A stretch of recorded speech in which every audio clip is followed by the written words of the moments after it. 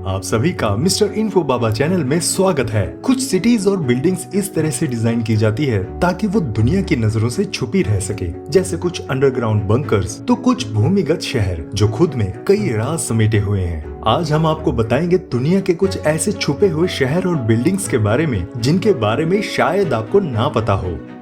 अगर आप इस चैनल में नए हैं तो चैनल को सब्सक्राइब करना ना भूलिएगा and don't forget to hit the notification bell.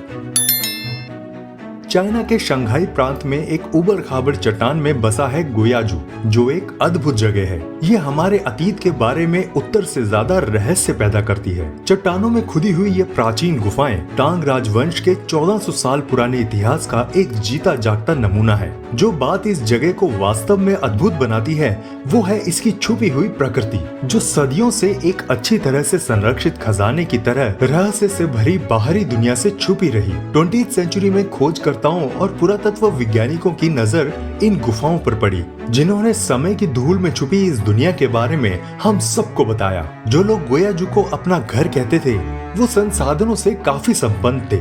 उन्होंने आरामदायक रहने की जगह बनाने के लिए प्राकृतिक चट्टानों का उपयोग किया। ये घर हमलावरों से सुरक्षा और एक्सट्रीम वेदर में लोगों को बचाते थे। इन घरों में बेडरूम्स, किचन्स और स्टोरेज एरियाज भी थे। पर एक सवाल आज भी बना हुआ है कि आखिर इनमें रहता कौन था।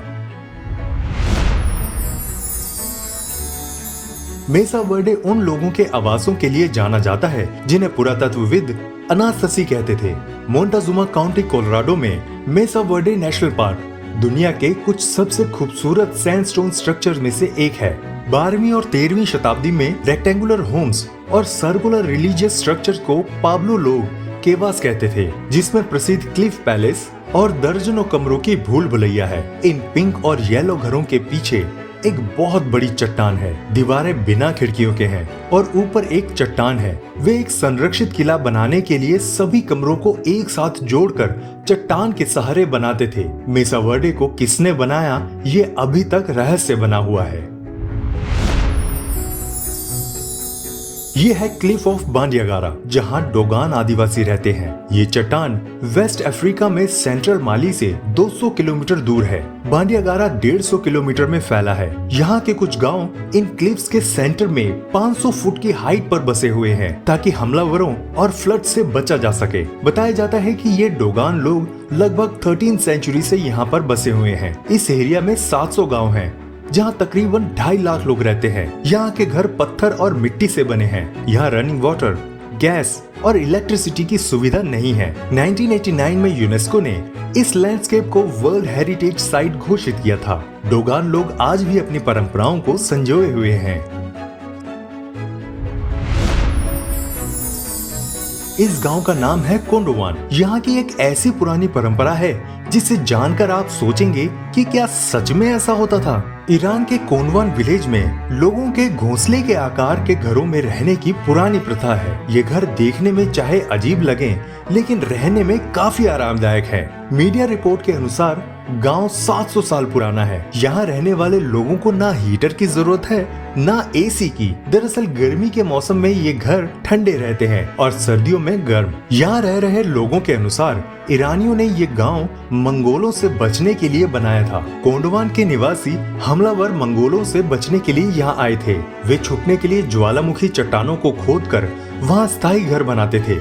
दुनिया भर में ये गांव अपने अनोखे घरों के लिए पहचाना जाता है।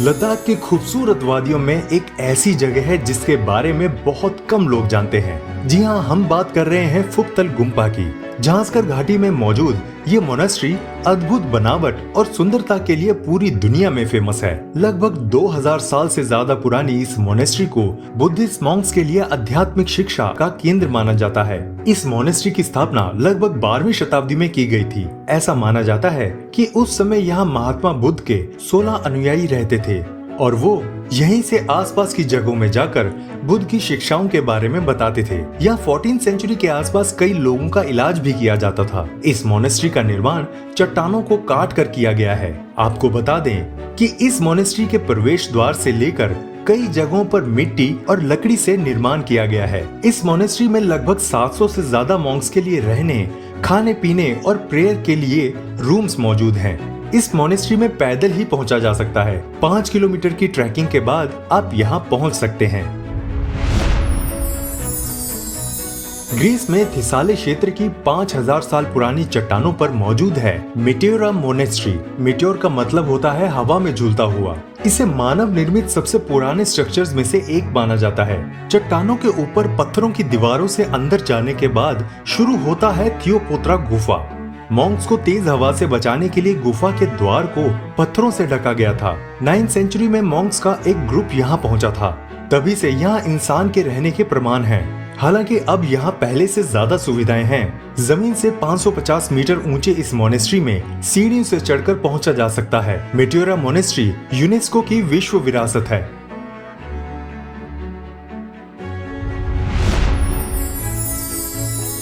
सिगिरिया रॉक श्रीलंका का सबसे खास टूरिस्ट स्पॉट है। इसे लॉयन रॉक्स के नाम से भी जाना जाता है। इसे 5वीं सदी में बनाया गया था और स्थानीय लोग इसे दुनिया का 8वां अजूबा भी मानते हैं। श्रीलंका के मध्य में स्थित सिगिरिया रॉक जंगल से घिरा एक प्राचीन रॉक किला है। ये किला जमीन से लगभग 370 मीटर ऊंची चट्टान पर बना है। महल की मेन एंट्रेंस पर लॉयन के मुंह के आकार का डिजाइन किया गया है, इसीलिए इसे सिगिरिया रॉक के नाम से जाना जाता है। ये विशाल चट्टान ज्वालामुखी के मैग्मा से बनी है। यहाँ सीढ़ीदार बगीचे, झीलें और तालाब भी हैं। सिगिरिया की विशेषता को देखते हुए यूनेस्को ने इसे 1982 में विश्व धरोहर स्थल घोषित किया था।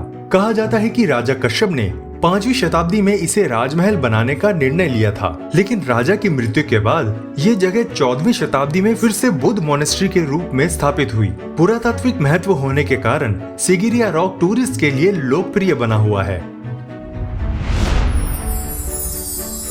उपलिस्थिके जॉर्जिया में एक ऐतिहासिक केव विलेज है जो गौरी शहर से लगभग 10 किलोमीटर दक्षिण में माउंट कवार नदी के तट पर स्थित है। इसके नाम का शाब्दिक अर्थ है भगवान का किला या भगवान का शहर। ये काकेशस की सबसे पुरानी बस्तियों में से एक है। कांस्य युग अपनी गुफा प्रणाली के लिए जाना जाता है। उपलिस्थिकी में मिट्टी के बर्तन, हथियार और गहनों सहित पुरातात्विक संकेत मिले हैं, जिसे ये पता चलता है कि यह एक बड़ी और समृद्ध बस्ती रही होगी। यहाँ कई मूर्तियाँ और धार्मिक कलाकृतियाँ भी मिली हैं।